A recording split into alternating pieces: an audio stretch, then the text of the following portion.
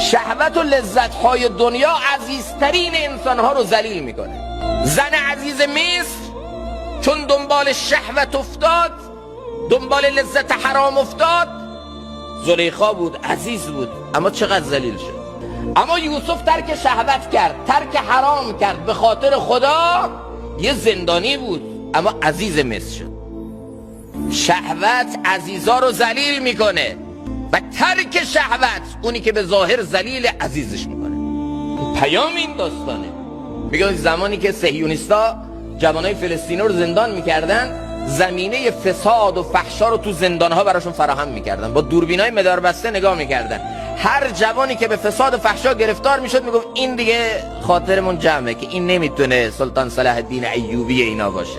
اما یه جوانی که میدیدن زمینه هر فساد براش فراهم، زمینه هر گناه براش فراهم، اما سراغ اینها نمیره، مثلا این یه خطر بالقوه است. از اینا بترسید. اینا خطرناکن برای ما و موجودیت اسرائیل. اینا خطرناکن. اون از یکی میترسن که یوسف وار زندگی کنه.